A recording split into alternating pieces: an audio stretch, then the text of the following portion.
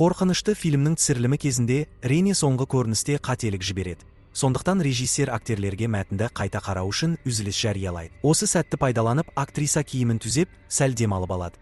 Бұл кезде ол жасөспірім ұлы Джеффпен сөйлесіп үлгереді. Джеффтің айтуынша, демалыс күндері әкесімен өте жақсы өткен. Чиз ұлына анасын кешкі асқа шақырғысы келетінін және оны қатты сағынғанын жеткізуін сұраған. Рене бұл шақыруды қабылдап, қайтадан «Қорқыныш қамалы» фильмінің түсіріліміне оралады. Алайда зираттағы көріністі түсіру кезінде күтпеген апат болып, ол тоқ соғу салдарынан қаза табады. Анасының көз алдында ажал құшқанын көріп, ештеңе істей алмаған Джефф әкесіне хабарласып, қаралы хабарды жеткізеді. Келесі күні Рененің денесі оның туған қаласында жер қойнына тапсырылады. Олардың некесі қиын кезеңнен өтіп жатқанына қарамастан, Рене мен Чиз қайтадан бір отбасы болуға тырысып жүрген еді. Сондықтан әйелінің қазасы Чизге ауыр соққы болып тиеді. Жерлеу рәсімі аяқталғаннан кейін, жергілікті шериф газ журналистерді марқұм актрисаның отбасын мазалаудан тоқтатып, Чиздің ұлымен бірге осы қалаға көшуді жоспарлап отырғанын біледі. Ол Лос-Анджелестен алыс болғанда, Джефф анасының өлімін жеңілдеу қабылдайды деп үміттенеді. Бірақ қайғыдан әлі арыла алмаған Джефф анасының заттарын ешкімге бергісі келмейді.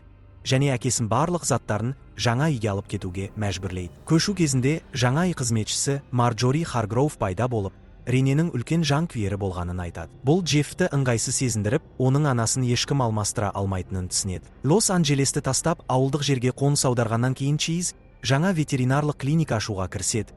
Ал Джефф болса біраз уақыттан бері қараусыз қалған бұл жерді зерттеуге асығады. Төбетханаға келгенде, Джефф кенеттен оның үстіне секіріп түскен мысықтан шошып қалады. Алайда мысық қорқып қашып кетеді де, артында марғауларын тастап кетеді. Әкесін біреуін асырап алуға көндірген соң, Джефф марғауды картон қорапқа салып, сөрелерді реттеуге кіріседі. Осы кезде марғау есікке қарай жүгіріп кетеді. Кенеттен ветеринарлық клиникаға бір бала итін ертіп келеді. Ал мысық одан қорқып, жеп қоймас үшін жасырынып қалады. Қорыққан марғау үстелдің астына тығылады, бірақ Чиз оны уақытында құтқарып үлгереді. Сол сәтте шериф газ келіп, өгей ұлы Дрюді қаладағы жаңа тұрғындармен таныстырады. Дрю өгей әкесінің қояндарына шабуыл жасауға тырысып, жарақат алған итінің атын Зой екенін айтып, ветеринарға оны қарап беруді сұрайды. Тексеруден кейін Чиз Дрюге антибиотикалық жақпа май беріп, жараларының жақында жазылатынын айтады. Сұхбат барысында газ мектепте оқып жүргенде Ренемен кездескенін айтып қалады. Бұл жаңалық Чизге ұнамайды, бірақ ол бұл туралы сөз қозғамауды жөн көреді. Келесі аптада Джефф жаңа мектебіне алғашқы күнге келеді. Ол өзімен бірге марғауын Тайгерді ертіп алады. Сабақтан кейін оны сыныптастары қоршап алады. Осы кезде Клайд марғауды тартып алып, қашып кетеді. Джефф бірден велосипедке мініп,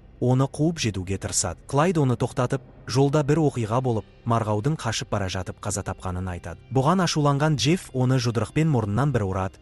Сол сәтте екеуі төбелесе бастайды. Шөптің үстінде алысып жатқанда, Клайд оған бірнеше соққы жасап, содан кейін ғана кетеді. Дрю бұл жағдайға араласқысы келмегендіктен, қалған балалармен бірге жай ғана кетіп қалады. Тайгердің расымен өлген-өлмегенін білу үшін Джефф Клайд айтқан жерге барып, марғаудың денесін іздейді. Сол жерде ол үй жануарларының ескі зиратын тауып алады. Қорқынышты жерді мұқият қарап тұрған Джефф торшінде қамалып қалған Тайгерді байқап, оны құтқару үшін асығады. Дәл сол кезде Дрю пайда болып, Клайдқа қарсы тұрған батылдығы үшін Джеффті құттықтайды. Содан кейін бұл зираттың қорқынышты екенін айтып кетуге шақырады. Үйіне келген соң, Дрю отбасы мүшелерімен бірге теледидар көріп отырып кешкі асын іше бастайды. Алайда өгей әкесінің бұйрығымен ол құрылғыны өшіруге мәжбүр болады және қалағанынша тамақ іше алмайды. Себебі газ оның арықтауы керек екенін айтады. Сол түні Джефф қонақ бөлмеде қайтыс болған анасы ойнаған фильмді көріп отырғанда, әкесі оның жанына келіп, алаңдайтынын айтып, қасында болғысы келетінін жеткізеді. Таңға жуық, әйелімен төсекте жатқан газ ауладан шыққан дыбысты естиді. Ол қайтадан қояндарына шабуыл жасауға тырысқан Зой екенін түсініп ашуға булығып,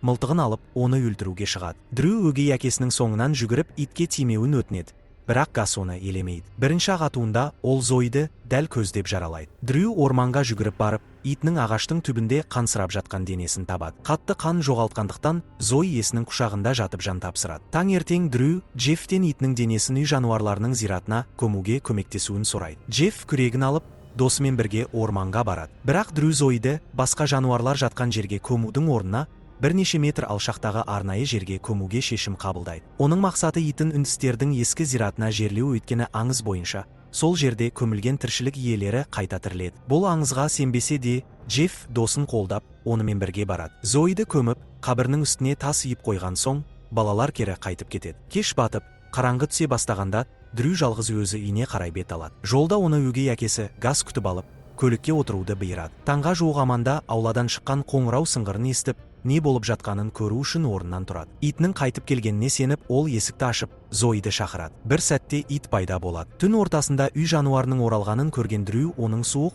қорқынышты көзқарасын байқап, абдырап қалады. Иттің әлі жаралы екенін көрген Аманда оны ветеринарға көрсету керек деп шешеді. Осылайша, Чейз түн ішінде Зоиді тексеруге келеді. Дрюдің рұқсатымен ол итті өзімен бірге алып кетеді, өйткені оны бақылауда ұстағысы келеді. Бұл жағдай Джеффті таңғалдырады, себебі бірнеше сағат бұрын ғана бұл иттің өлі денесін көрген еді. Үйіне оралып төсегіне жатқан кезде ол анасымен байланысты қорқынышты түстер көріп, шошып оянады. Орнынан тұрған кезде ол тербелмелі орындықта отырған Зоиді көреді және оның қорқынышты түрде қарап тұрғанын байқайды. Чейз итті емдеуді бастағанына 3 күн өтсе де жарасының жазылмай жатқанын байқайды. Ол алаңдай бастайды, өйткені осы уақыт ішінде Зоидың иммундық жүйесі қалпына келе бастауы керек еді. Жүрегін тыңдамақ болғанда, Чейз ешқандай соғу дыбысын естімейді.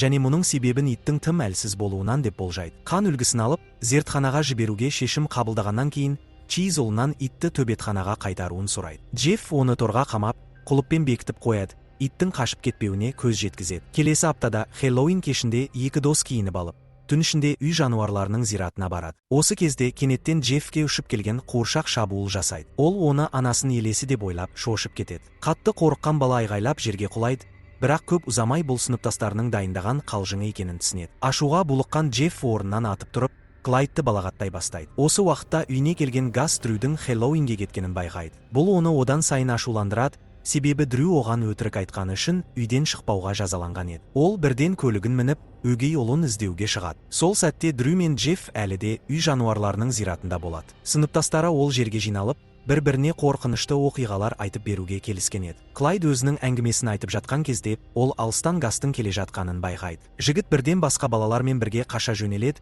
ал Дрю жазаланбас үшін қандайда бір сылтау ойлап табуға тырысады. Егер өгей әкесі оны ұстап алса, не болатыннан қорқып, ол қашып кетуге шешім қабылдайды, ал Джефф оның артынан жүгіре жөнеледі. Алайда Газ Дрюді қуып жетіп, оны жұдырықпен ұрып жібереді. Дрю дәл қазір ағаш таяқпен соққы алғалы тұрғанда, кенеттен Зои пайда болып, оған шабуыл жасайды. Ит Газты құлатып, мойнынан тістеп алады. Салдарынан Газ қаза табады. Қатты қорыққан Дрю мен Джефф шарасыздықтан оны үндістер зиратына көмуге шешім қабылдайды.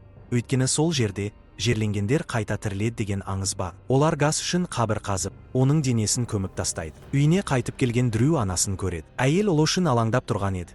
Бірақ Дрю өгей әкесінен қашып құтылғанын айтады. Сол түні Джефф әкесі тарапынан кешіккені үшін ұрыс естиді де ұйықтауға кетеді. Ол түсінде өзін Газ аңдып тұрғандай көріп, шошып оянады. Ояна сала тайгерді құшақтап, бұл жай ғана жаман түс болғанына қуанады. Алайда Дрю үшін бұл қорқынышты түс шындыққа айналады. Газ түн ортасында оның үйіне қайта оралады. Есіктен кіре сала ол жуыну керектігін айтып, тәлтіректеп баспалдақпен жоғары көтеріледі. Таңертең Дрю досымен кездесіп, таңғы аста Газтың мүлде басқа адам болып көрінгенін айтады. Ол ерекше жымиып, Дрю сұрағаннан да көп қимақ беріп, оны енді жазаламайтынын және Джеффтің үйінде түней алатынын айтқан. Сол түстен кейін Чейз Эллиоттан дауыс хабарламасын алады. Ол зертханада талданған қан үлгісінің нәтижелері шыққанын айтып, ветеринардан өзіне хабарласуын сұрайды. Чейз бірден телефон шалуға кіріседі.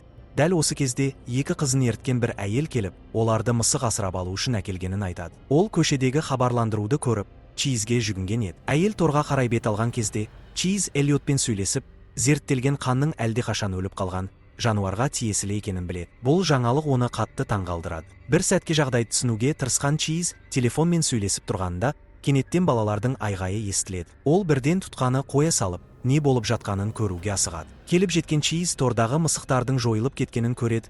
Зои қашып шығып, оларды жеп қойған еді. Дереу әрекетке көшкен ветеринар мектепке барып, балалармен сөйлеседі. Ол Зоидың қан сараптамасының нәтижесін алғанын айтып, иттің аса қауіпті екенін ескертеді. Егер олар оны көрсе, бірден клиникаға жеткізуін сұрайды. Осы сәтте Джефф әкесінен Дрюдің үйінде түнеуге рұқсат сұрайды, ал Чейз келісімін береді. Ұлын үйде болмайтынын пайдаланып, Чейз Йоландер есімді дәрігерге баруға бел байлайды. Бұл патологоанатом орманның ортасында елсіз жерде тұрады. Чейз оған қан үлгісін зерттеуге жібергенін және оның өлі жануарға тиесілі болып шыққанын түсіндіреді. Эллиотпен сөйлескеннен кейін Чейз Йоландердің осындай жағдайға бұған дейін де тап болғанын біледі. Ол дәрігерден бұл істі шешуге көмектесуін сұрайды. Иттің белгілерін тыңдаған Йоландер оның науқас емес, тірі өлік екенін айтады. Оның айтуынша, бірнеше жыл бұрын оған дәл осындай жағдаймен бір пациент келген. Ол әйелдің өліп, қайта тірілгенін және оны екінші рет жоюға тура келгенін айтып береді. Чейз бен оның ұлы тұратын қалада мұндай жағдайлардың жиі кездесетінін түсінген Йоландер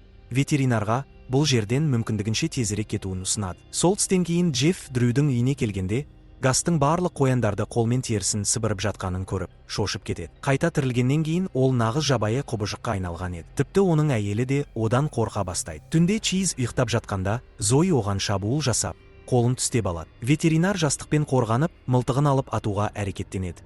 Бірақ ит тез терезеден қашып кетеді. Сенбі күні таңертең Джефф Дрюмен бірге көл жағасында велосипедпен серуендейді. Қайтып келе жатқанда оны Клайд мотоциклімен қуып жетіп, жолдан құлатып кетеді. Құлаған Джеффті мазақ қылған Клайд велосипедтің дөңгелегімен оның мұрнын кесіп тастаймын деп қорқытады. Дәл осы сәтте Гас пайда болып, оны мойнындағы шарфынан ұстап алып, сүйреп әкетеді. Гас Джеффке кетуін бұйырады, ал жігіт бірден велосипедке отырып, сол жерден қашып кетеді. Гас Клайдпен жалғыз қалған соң, оны жерге құлатып, мотоциклмен қорқытады. Ақырында ол баланы өлтіреді. Кластасының ажалын өз көзімен көрген Дрю шошып кетіп, үйіне қарай бар күшімен велосипед тебеді. Үйге кіре сала есікті құлыптап, өгей әкесінің мылтығын алып, өзін қорғауға дайындалады. Ол енді Гастың келесі құрбаны болуы мүмкін екенін түсінеді. Кенеттен Зои үйге кіріп келеді. Иттен қашуға тырысқан Дрю Гаспен бетпе-бет кездесіп қалады. Өгей әкесі оған шабуыл жасау үшін жақындай бергенде, бала мылтықтың шүріппесін басады. Бірақ қару оқсыз болып шығады. Енді жалғыз амалы қашу. Алайда барлық есіктер құлыптаулы, ал Гас кілттерді тартып алған. Дрю ішінде нағыз құбыжыққа айналған өгей әкесімен және оны өлтірмек болған зомби итпен қамалып қалады. Амалсыздан ол анасынан қалған бөлмеге кіріп, есікті жауып алады. Гас есікті балғамен соға бастағанда, Дрю тез әрекет етіп, орындықпен терезені сындырып, сыртқа секіріп қашады. Сол сәтте көше бойында Аманда пайда болады. Дрю анасын көліктің ішіне кіргізіп, көмек сұрайды. Гас оларды өлтірмекші екенін айтып, тез кетуін өтінеді. Өз күйеуінің есінен адасқанын көрген Аманда көлікті оталдырып, жолға шығады. Бірақ Гас полиция көлігіне отырып, оларды қуа жөнеледі. Жолда жүк көлігі келе жатқанын байқаған зомби шериф көлігін шетке бұрып, әйелінің машинасын қарсы бағытқа қарай итеріп, апат жасауға тырысады. Оның зұлым жоспары жүзеге асып, жүк көлігі Аманданың көлігіне соғылады. Гас апат орнын тексеруге келеді. Әйелі мен өгей ұлының өлі денелерін көріп, қанағаттанған күйде күлімсірейді. Кейін ол Клайдтың денесін алу үшін қайтып барып, оны үндістердің зиратына жерлеуді ойлайды. Осылайша ол тағы бір зомби сарбазын өз қатарына қосуды жоспарлайды. Дрю мен Аманданың жерлеу рәсімінен кейін Чейз ұлымен сөйлесуге тырысады. Ол Джеффті шатырда анасын қабылдауға арналған бөлмені дайындап жатқан жерінен табады. Джефф әкесіне орманда ерекше орын бар екенін айтады. Егер сол жерге өлі денені жерлесе, ол қайта тіріледі дейді. Бұны естіген Чейз ашуға булығып, ұлына өтірік айтуды тоқтатуды бұйырады. Алайда олардың дауни қызметшісі Маржори бөліп жібереді. Ол Чейзге қоңырау келіп тұрғанын хабарлайды. Қабірхананың қараушысы қоңырау шалып, Рене, Джеффтің анасы, жерленген қабірдің бұзылғанын айтады. Чейз бірден қабірханаға қарай жолға шығады. Ол кетер алдында Маржориге Джеффті үйден шығармауды тапсырады. Бұл көріністе зиратшы Гастен кейін Рененің денесін алу үшін келгенін айтады. Әкесі үйден кеткен соң, Джефф күтушінің ұйықтап қалуын күтіп, жасырын түрде орман арқылы анасының жерленген жеріне барады. Зиратқа жеткенде оны Гас қарсы алып, Рене үшін арнайы қазылған қабірді көрсетеді. Дәстүрге сай, мәйітті қайта тірілту үшін оны жақын адамы жерлеуі керек.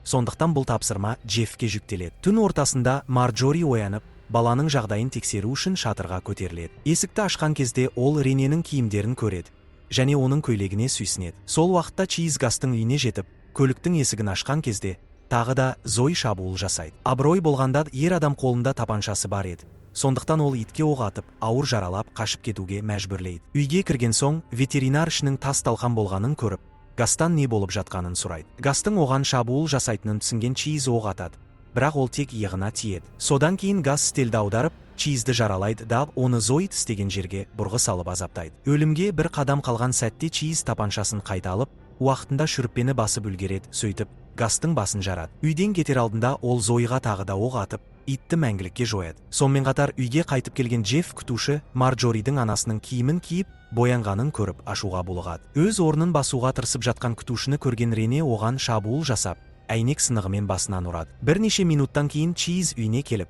төсекте жатқан Марджоридің өлі денесін табады. Бұл жан түршігерлік көріністен шошып кеткен ол бұрылып қарағанда, алдында жаңа ғана қайта тірілген әйелі тұрғанын көреді. Сол сәтте ол Джеффке анасынан алыстауды бұйырады.